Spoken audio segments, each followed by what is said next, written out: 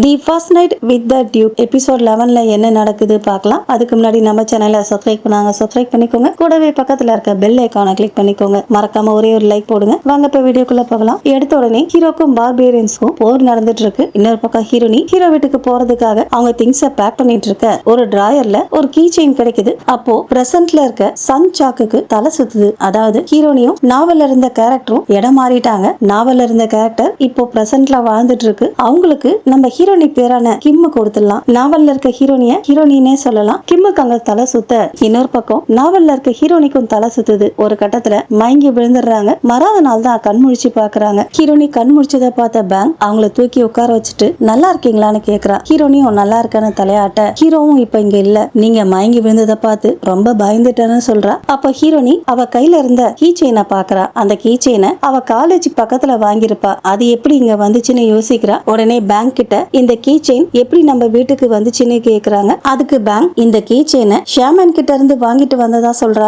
லாஸ்டா ஹீரோனி ஷாமன் கிட்ட போயிருந்தப்போ ஷாமன் கூட இதுக்கு முன்னாடி வாங்கிட்டு போன பொருளால நல்ல சொல்யூஷன் கிடைச்சுதான்னு கேட்டாங்களே, அந்த பொருள் இதுதான். அப்படியே கட் பண்ணி நாவல் கேரக்டரான சன்சாக் ஷாமனை மீட் பண்ணதை காமிக்கிறாங்க. அவ ரொம்ப சோகமா இருக்க அவளை பார்த்த ஷாமன் என்னாச்சு, வாழ்க்கை ரொம்ப போரிங்கா ஸ்டஃபா இருக்கான்னு கேக்குறாங்க. அதுக்கு சன்சாக்கும் என்னோட டெய்லி லைஃப யாரோ டிசைன் பண்ற மாதிரி தெரியுது, அதனாலதான் ரொம்ப ஸ்டஃபா இருக்கு, புது வாழ்க்கை கிடைச்சா ரொம்ப நல்லா இருக்கும்னு சொல்றா. உடனே ஷாமன் அவளை ஏற இறங்க பார்க்க, என்ன வசதியா இருக்க எனக்கே இந்த நிலைமையான்னு பாக்குறீங்களான்னு கேட்க, அதுக்கு ஷாமன் உன் பிரச்சனை தீர்த்து வைக்கிறதுக்கு என்கிட்ட நல்ல பொருள் இருக்குன்னு சொல்லிட்டு ஒரு பெட்டியை எடுத்து திறந்து காமிக்கிறாங்க. அதுக்குள்ள நிறைய பொருள் இருக்கு. அதுல ஒரு பொருள் தான் அந்த கீ செயின். நல்லா ஞாபகம் வச்சுக்கோங்க, இப்ப ஷாமன் கிட்ட பேசிட்டு இருக்கிறது ஹீரோனி கிடையாது, நாவல் கேரக்டர். பிளாஷ்பேக் அதோட முடிய அந்த பிளாஷ்பேக்கை கேட்ட ஹீரோனிக்கு அந்த கீ செயினால தான் நாவலுக்குள்ள வந்திருக்கமோன்னு சந்தேகம் வருது. அதனால உடனே ஷாமனை பார்க்க போறாங்க. அங்க போனாக்க வீட்டுல ஷாமன் இல்ல. அதனால பேங்க் நீங்க இங்கே இருங்கம்மா, அவங்க பக்கத்துல எங்கேயாவது இருக்கிறாங்களான்னு பாத்துட்டு வந்துடுறேன்னு சொல்லிட்டு போயிடுறா. அவ போனதுக்கு அப்புறம் ஹீரோனிக்கு மறுபடியும் தலை சுத்த, அப்போ ஷாமன் வந்துடுறாங்க. ஹீரோனி கையில இருந்த கீ செயினை பார்த்த ஷாமன் ஒர்க் அவுட் ஆச்சான்னு கேக்குறாங்க. எக்ஸாக்டா இது என்ன எஃபெக்ட கொடுக்கும்னு ஹீரோனி கேட்க, போரான வாழ்க்கையில இருந்து வெளியே போகணும்னு நினைச்ச, அதுக்காக தான் என்ன பார்க்க வந்த, அநேகமா உனக்கு புது வாழ்க்கை கிடைச்சிருக்கும்னு சொல்றாங்க. புது வாழ்க்கையான்னு ஹீரோனி ஆச்சரியமா கேட்க, அப்போ ஷாமன் ஆனா இப்போ உன்னுடைய லவ்வர் பெரிய பிரச்சனையில சிக்கி இருக்காருல்ல, போருக்கு போயிருக்கதா கேள்விப்பட்டேன், ரொம்ப வருத்தத்துல இருக்கல்ல. உடனே ஹீரோனியும் ஆமா ரொம்ப வருத்தத்துல இருக்கேன். உடனே ஷாமன் மணி அடிச்சு பிரேயர் பண்ணி ஹீரோ பத்திரமா ரிட்டர்ன் வருவாரான்னு பாக்குறாங்க. அவங்க கண்ணுக்கு ஹீரோடைய ஹெல்மெட் மட்டும் தெரிய பயந்து மணியை கீழே விட்டுறாங்க. இந்த கேள்விக்கு என்னால பதில கண்டுபிடிக்க முடியல, அதுக்கு பதில் ஸ்ட்ரேஞ்சான விஷயம் தான் தெரியுதுன்னு சொல்றாங்க. ஸ்ட்ரேஞ்சான விஷயம்னா என்னன்னு ஹீரோனி கேட்க, முடிவு, நீ முடிவை அடையறதுனால எல்லாமே முடியுதுன்னு சொல்றாங்க. இதுக்கு என்ன அர்த்தம்னு ஹீரோனி கேட்க, எனக்கும் தெரியல, இது வரைக்கும் இந்த மாதிரி பார்த்தது இல்லைன்னு சொல்றாங்க. அடுத்ததா வீட்டுக்கு போன ஹீரோனி கடைசியா ஷாமன் சொன்னாங்க இல்லையா, நீ முடிவை நெருங்குறதுனால எல்லாம் முடிய போகுதுன்னு, அதே நினைச்சு பாக்குறாங்க. இதுக்கு அர்த்தம் இந்த உலகம் முடிய போகுதான்னு கேக்குறாங்க. அப்ப காத்துல விளக்கெல்லாம் அணைஞ்சு போக பயந்துடுறாங்க. கொஞ்ச நேரத்துல மனசை தேத்திக்கிட்டு இப்போதைக்கு ஹீரோ சேஃபா ரிட்டர்ன் வரணும், அதுல போக்கஸ் பண்ணலாம். ஏன்னா முடிவு இன்னும் தீர்மானம் ஆகல, இந்த மாதிரி நேரத்துலதான் ஸ்ட்ராங்கா இருக்கணும். இன்னொரு பக்கம் ஈகு ராஜாவை மீட் பண்ண, ராஜா ஹீரோ பார்டருக்கு போயிட்டாரான்னு கேட்க, நீங்க ஆசைப்பட்ட மாதிரியே போயிட்டாரு, சீக்கிரமா பார்பேரியன்ஸை தோக்கடிச்சு எம்பரருடைய உத்தரவை கொண்டு வருவார்னு நம்புறேன்னு சொல்றாரு. இதுக்கெல்லாம் உனக்கு தான் தேங்க்ஸ் சொல்லணும்னு ராஜா சொல்ல, அப்படிலாம் சொல்லாதீங்க, இந்த முடிவை நீங்க தான் எடுத்தீங்க. அப்போ ராஜா தன்னை சுத்தி பார்த்துட்டு, ஒருவேளை ஹீரோ உயிரோட வரலன்னா என்ன ஆகுறது, என்னை யாரு பாதுகாப்பா, அந்த சூழ்ச்சிக்காரங்க கண்டிப்பா என்ன தாக்க வருவாங்கன்னு பயப்படுறாரு. உடனே ஈகு ராஜா கிட்ட போயிட்டு, எதுக்கு பயப்படுறீங்க, உங்களுக்கு துணையா நான் இருக்கேன்னு சொல்றாரு. அவரு சொன்னதை கேட்டு ராஜாவும் சமாதானம் ஆகுறாரு. அப்ப ராஜா சாம்பிராணி புகைய பார்த்துட்டு, நீ சைனால இருந்து கொண்டு வந்த சாம்பிராணியால எனக்கு நிம்மதியா இருக்கு, நல்லா தூங்குறேன்னு சொல்றாரு. அதுதான் அவருக்கு பிரச்சனை கொடுக்குதுன்னு தெரியாமலே ஈகு கிட்ட அதை சொல்லிட்டு இருக்காரு. அதுக்கு ஈகுவும் அப்படியா, ரொம்ப நிம்மதியா இருக்கு. உடனே ராஜாக்கு பக்கத்துல இருக்கவர்கிட்ட, ராஜா தூங்குறப்போ இந்த சாம்பிராணிய கண்டினியூஸா போட்டு விடுங்கன்னு சொல்லிட்டு கிளம்பிடுறாரு. அப்படியே கட் பண்ணி ஹவாவா காமிக்க, ஹவாவால அவ வீட்டுக்கு போக முடியாது இல்லையா,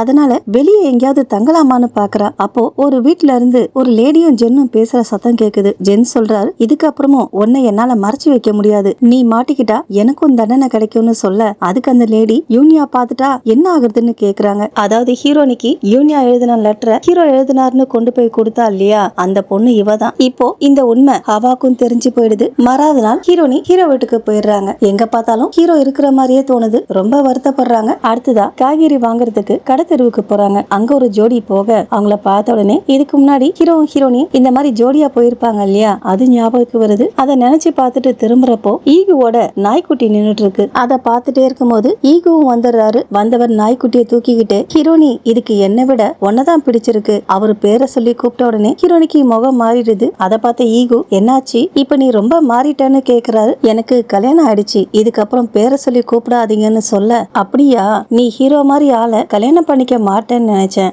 ஏன்னா அன்பா இறக்கத்தோட நீ சொல்லாமலே உன்னை பத்தி புரிஞ்சுக்கிற ஒருத்தரை தான் நீ கல்யாணம் பண்ணிக்கணும்னு ஆசைப்பட்ட. அதுக்கு ஹீரோனி அன்பா இறக்கமா எனக்கே தெரியாத என்னோட ஃபீலிங்ஸ புரிஞ்சுக்கிற ஹீரோ மாதிரி ஒருத்தரை இது வரைக்கும் நான் பார்த்ததில்ல, அதனாலதான் அவரை கல்யாணம் பண்ணிக்கிட்டேன்னு சொல்லிட்டு போயிடுறாங்க. அவங்க சொன்னதை கேட்டு ஈகுக்கு கண் கலங்கிடுது. அடுத்ததா ஹாவா யூனியா வீட்டுக்கு போக, யூனியா வேலைக்காரங்க யூனியா வீட்டுல இல்லன்னு அவளை உள்ள விட மாட்டேங்கிறாங்க. ஆனா ஹாவா அவங்க சொல்றதை கேட்காம வீட்டுக்குள்ள போக, யூனியா வீட்டுக்குள்ளதான் இருக்கிறா. அவளை பார்த்த ஹாவா உள்ள இருந்துகிட்டே வேலைக்காரங்களை விட்டு பொய் சொல்றியான்னு கேக்குறா. அதுக்கு யூனியா நக்கலா சிரிக்கிறியான்னு கேட்க, பின்ன அழ சொல்றியா?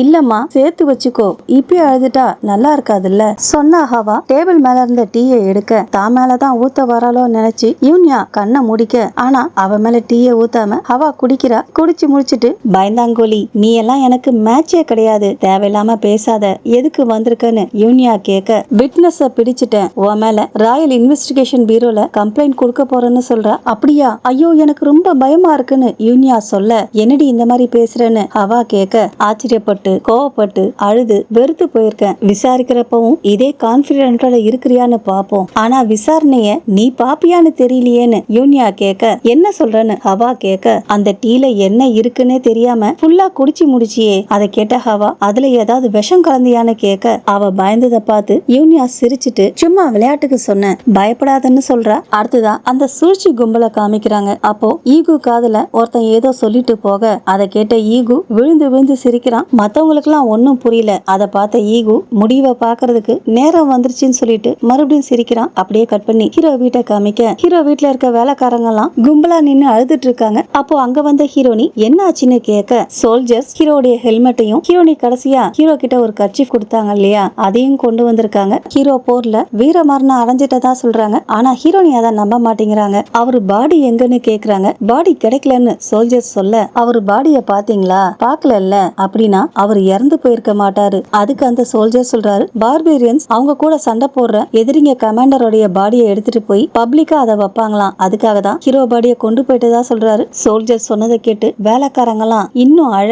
அப்பவும் ஹீரோனி அவர் சொல்றத நம்பறதா இல்ல, நீங்க பாக்கல, ஹீரோ சர்வ சாதாரணமா இறந்து போகிற ஆள் கிடையாது. உடனே ஹீரோனி வேலைக்காரங்க கிட்ட, ஹீரோ இன்னும் இறந்து போகல, வருத்தப்படாதீங்க, நாளைக்கு காலையில அவர் உயிரோட இருக்கிற தகவல் நமக்கு வரும்னு சொல்றாங்க. அவங்களுக்கு ஆறுதல் சொன்ன ஹீரோனி உள்ள போயிட்டு தனக்கு தானே ஆறுதல் சொல்லிக்கிறாங்க. ஹீரோ சாதாரணமா இறந்து போகிற ஆள் கிடையாது, ஏன்னா அவரு தான் மெயில் லீடு, மத்தவங்களை நம்பினா வேலைக்கு ஆகாதுன்னு நேர்ல போய் பாத்துலான்னு கிளம்புறாங்க. தேவைப்படுற திங்ஸ் எல்லாம் எடுத்து வைக்கிறப்போ ஒரு பாக்ஸ்ல ஹீரோ எழுதின லெட்டர் இருக்கு. உடனே ஹீரோனி அதை எடுத்து படிச்சு பாக்குறாங்க. ஹீரோ என்ன எழுதியிருக்காருன்னா, மை டியர் லவர் சஞ்சேக், என் வாழ்க்கையில முறையா ஒருத்தருக்கு லெட்டர் எழுதுறேன், இது நீ எனக்கு கிஃப்டா கொடுத்த இன்னொரு ஃபர்ஸ்ட் எக்ஸ்பீரியன்ஸ், அதனால முறையா உண்மையை ஒத்துக்கிறேன். வாழை எடுக்கும் போதோ இல்ல போர்ல ஈடுபடுறப்போ எப்பவும் பயமா இருக்கும். போர்ல இறந்து போயிடுவேன்னு நினைச்சு பயப்படுறதுக்கு பதிலா என் காதலிய தனியா விட்டுட்டு போறேன்னு நினைச்சுதான் பயப்படுறேன். ஹீரோ நீங்க லெட்டரை படிக்க படிக்க இன்னொரு பக்கம் ஹீரோவையும் காமிக்கிறாங்க. ஹீரோவும் அவர் டீமும் அந்த பார்பேரியன்ஸை தோக்கடிச்சு முன்னேறி போறாங்க. பேக்ரவுண்ட்ல ஹீரோ லெட்டர்ல என்ன எழுதி இருக்காருன்னு வாய்ஸ் ஓவர் கேக்குது. இது வரைக்கும் போர்ல கிடைச்ச வெற்றிலாம் அதிர்ஷ்டத்தால கிடைச்சது.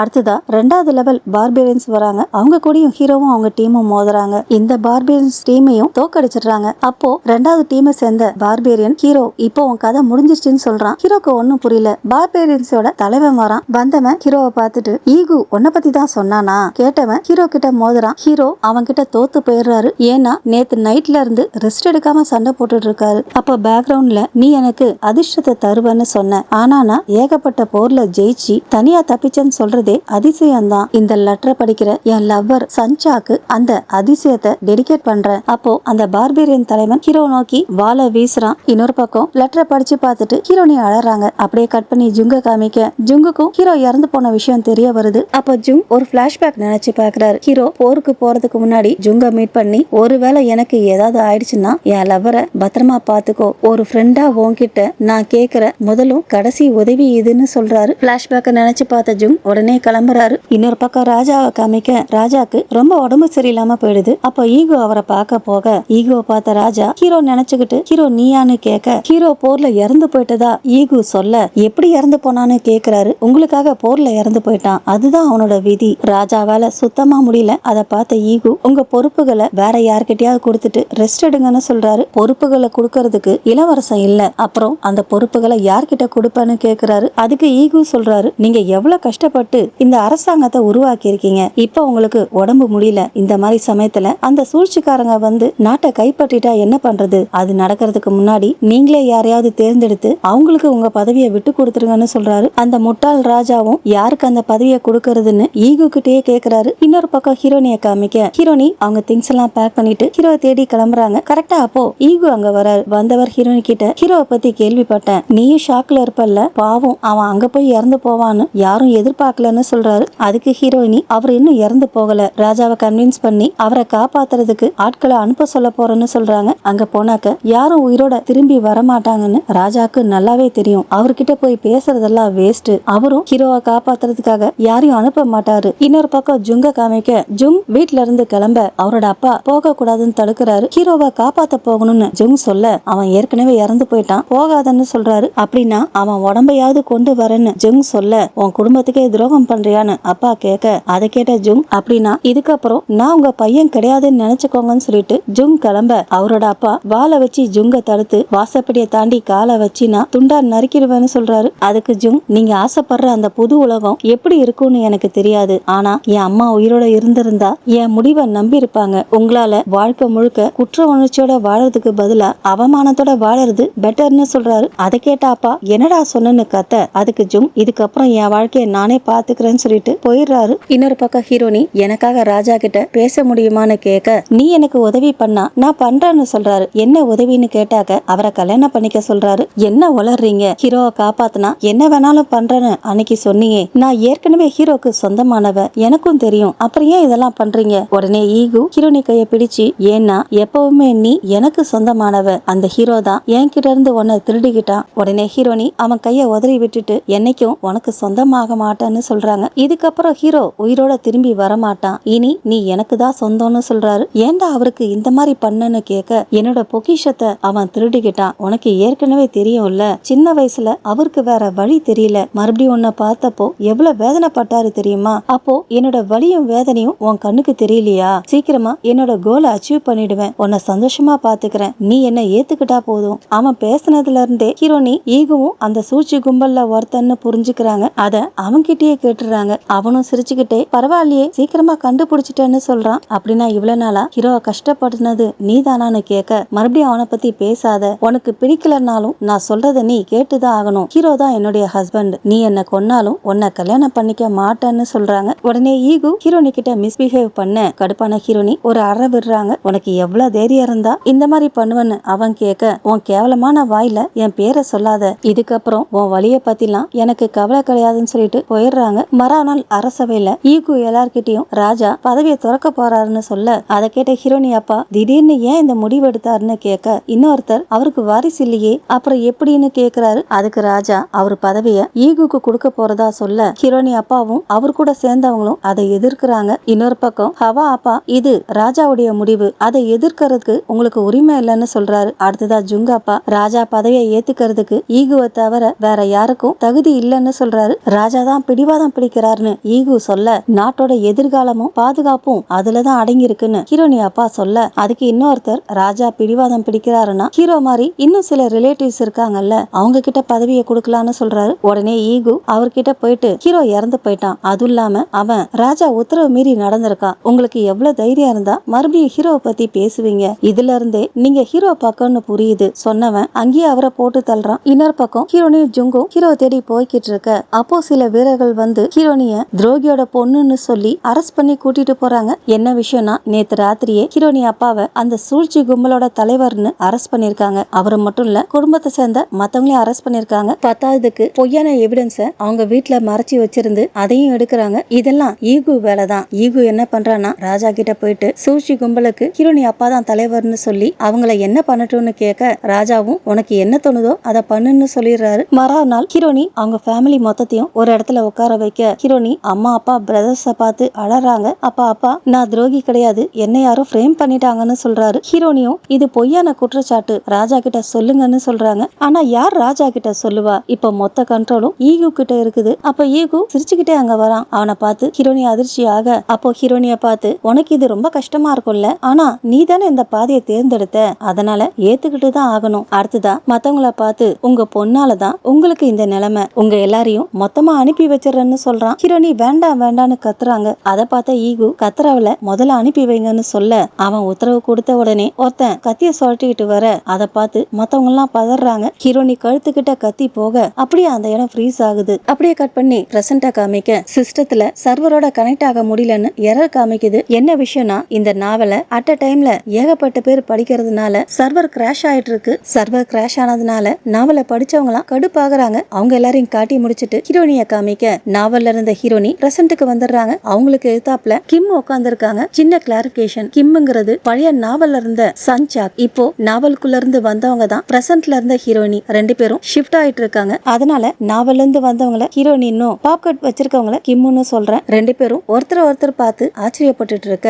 அப்ப கிம் நாவலுக்குள்ள இருந்து வெளியே வந்துட்டியான்னு கேட்க, அப்படின்னா நீ தான் அந்த சன்சாக்கான்னு ஹீரோனி கேட்க, ஆமா நீ சொல்றது கரெக்ட் தான், நான் தான் அந்த உண்மையான சன்சாக். ஹீரோனிக்கு ஒன்னும் புரியல என்ன நடக்குதுன்னு கேக்குறாங்க. அங்க டேபிள் மேல அந்த கீ செயின் இருக்கு. ரெண்டு பேரும் அதை பாக்குறாங்க. என்ன விஷயம்னா ஹீரோனி அந்த கீ செயின் வாங்கின உடனே அதுல இருக்க பொம்மைய பார்த்து எனக்கு இங்க வாழவே பிடிக்கல, தூங்கி எழுந்திருக்கும் போது புது வாழ்க்கைய ஆரம்பிச்சா நல்லா இருக்கும்னு சொல்லியிருக்கிறாங்க. அதே சமயத்துல நாவல்ல இருக்க ஹீரோனியும் அந்த கீ செயின்ல இருக்க பொம்மைய பார்த்து நான் என்ன நினைக்கிறேன்னு உனக்கு தெரியும்ல, என் வாழ்க்கைய ரொம்ப சந்தோஷமா மாத்துன்னு சொல்லியிருக்காங்க. ரெண்டு பேரும் அட் அ டைம்ல ஒரே மாதிரி கீ செயின் கிட்ட விஷ் பண்ணதுனாலதான் அவங்களுடைய வாழ்க்கை மாறி இருக்கு. அதாவது கிம்மோட வாழ்க்கைய சன்சாக்கும், சன்சாக்குடைய வாழ்க்கை கிம்மும் வாழறாங்க. ரெண்டு பேருக்கும் இந்த விஷயம் புரிய வர அப்ப கிம் சொல்றாங்க, ஆனா சன்சாக் ஃபீமேல் லீடா மாறுவான்னு நான் கொஞ்சம் கூட நினைச்சு பார்க்கல. இவங்க ரெண்டு பேரும் ஷிஃப்ட் ஆனதுனாலதான் பழைய நாவல் அழிஞ்சு போய் புது நாவல் வர ஆரம்பிச்சிருக்கு. அதுலதான் ஹீரோனி ஃபீமேல் லீடா இருக்காங்க. அது மட்டும் இல்ல இப்போ கதையில முக்கியமான டர்னிங் பாயிண்ட் இல்லையா,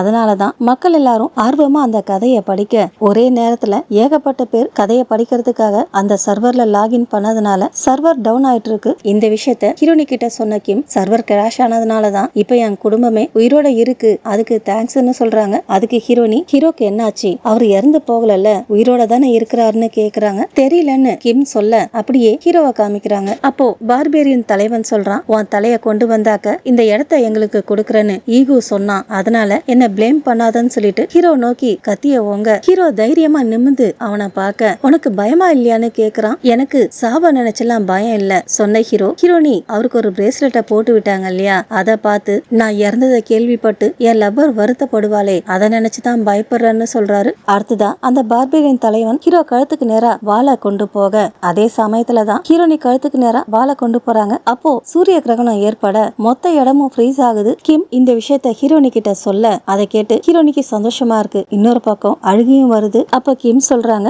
முறையா ஹீரோவை பார்த்து பொறாமப்படுறேன், ஏன்னா அவருக்காக ஒருத்தர் அழறதுக்கு இருக்காங்கன்னு சொல்றாங்க. அதுக்கு ஹீரோனி ஹீரோவை காப்பாத்துறதுக்கு இன்னும் சான்ஸ் இருக்கான்னு கேக்குறாங்க. சான்ஸ் இருக்கு, ஆனா அந்த அளவுக்கு நேரம் இல்லைன்னு சொல்லிட்டு மொபைல காமிக்கிறாங்க. மொபைல்ல சர்வரை ரெடி பண்றதுக்கு இன்னும் 1 hour தான் இருக்குன்னு டைம் காமிக்குது. அதாவது கதையை மாத்துறதுக்கு இவங்களுக்கு இன்னும் 1 hour தான் டைம் இருக்கு. அப்ப ஹீரோனி சர்வர் ரெடி ஆயிடுச்சுன்னா என்ன ஆகும்னு கேட்க பாசான கதை ஓட ஆரம்பிக்கும். ஓட ஆரம்பிச்சதுன்னா நம்மளால பிரச்சனை சரி பண்ண முடியாம கூட போயிடும்னு சொல்றாங்க. ஹீரோனி அப்படி நடக்க கூடாதுன்னு சொல்ல, அந்த மாதிரி நடக்க கூடாதுன்னா எப்படியாவது நீ தான் நம்ம குடும்பத்தையும் ஹீரோவையும் காப்பாத்தணும், திரும்பி எப்படி போறதுன்னு உனக்கு தெரியுமான்னு ஹீரோனி கேட்க, தெரிஞ்சிருந்தா நான் ஏன் இங்க உட்கார்ந்துருக்க போறேன்னு கிம் கேட்க, அப்போ காலிங் பெல்ல யாரோ அடிக்கிறாங்க. கிம் போய் கதவு திறக்கிறதுக்குள்ள அவங்களே பாஸ்வேர்ட் போட்டு கதவு திறந்துட்டு உள்ள வராங்க. வந்தது வேற யாரும் கிடையாது, மவுண்டன் ஸ்ட்ரீட் அந்த சின்ன பையன் தான் வரான். வந்தவன் கிம்ம பார்த்துட்டு ஏன் இவ்வளவு ஸ்லோவா இருக்கன்னு கேட்க, கிம்முக்கு அவன் யாருன்னே தெரியல. யார் நீன்னு கேக்குறா. ஆனா ஹீரோனிக்கு அவனை நல்லா தெரியும். ஸ்பிரிட்டா இல்ல,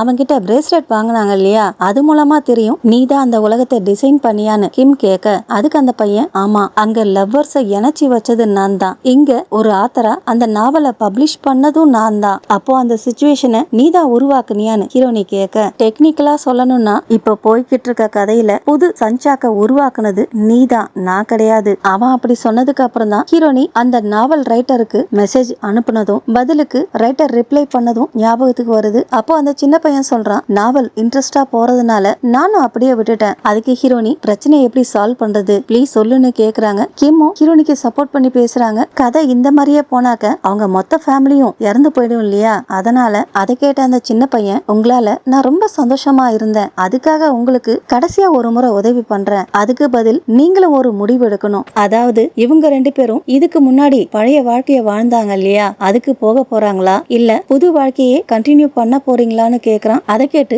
2 பேரும் ஒருத்தர் பாத்துக்கிறாங்க. அப்ப அந்த சின்ன பையன் சொல்றான், நாவல்குள்ள போறதுக்கு உங்களுக்கு ஒரு சான்ஸ் கொடுக்கறேன், கதைய நீங்களே எழுதுங்க, ஆனா ஒரு கண்டிஷன், கதைய 3 லைன்ல எழுதி முடிக்கணும்னு சொல்றான். ஹீரோனி எழுதுறாங்க. பட் மொத்த கதையும் 3 சென்டென்ஸ்ல எப்படி மாத்துறதுன்னு தெரியல, டைம் வேற போய்கிட்டே இருக்கு, இன்னும் 5 நிமிஷம் தான் இருக்கு. கிம் தான் ஹீரோனிக்கு தைரியம் சொல்றாங்க, உன்னால முடியும், அந்த உலகத்தை உனக்கு தான் நல்லா தெரியும்னு சொல்றாங்க. ஹீரோனியும் கண்ணை மூடி தன்னை ரிலாக்ஸ் பண்ணிட்டு, எனக்கு ரொம்ப பிடிச்ச நாவல் இது, நான் இதை அப்படியே விட்டுற மாட்டேன்னு சொல்லிட்டு 3 வரியில கதையே மாத்துறாங்க. பட் என்ன எழுதுனாங்கன்னு தெரியல, அதை அப்லோட் பண்ண சர்வரும் சரியாயிடுது. மறுபடியும் நாவலை காமிக்க ஹீரோனியா ஒருத்தன் வெட்ட போனான் இல்லையா, அவன் கண்ணை தேனி கொட்டிடுது, அவனால தண்டனை நிறைவேற்ற முடியாம போயிடுது. அப்ப ஹீரோனி நான் கொஞ்சம் பேசணும்னு சொல்ல ஈகு அவங்க சொல்றதை கேட்க மாட்டேங்கிறான். உடனே வேற ஆளை வரவழைச்சு தண்டனை நிறைவேற்ற சொல்றான். அப்ப ஹீரோனி கூமென் ஜூசான்னு சொல்றாங்க. அந்த வார்த்தையை கேட்டதுக்கு அப்புறம் ஈகு எதுவும் பண்ணல. அடுத்ததா ஹீரோனிய ஜெயில போட ஈகு அங்க போய் ஹீரோனிய பாக்குறான். உனக்கு இன்னும் அந்த வார்த்தை ஞாபகம் இருக்கான்னு கேட்க,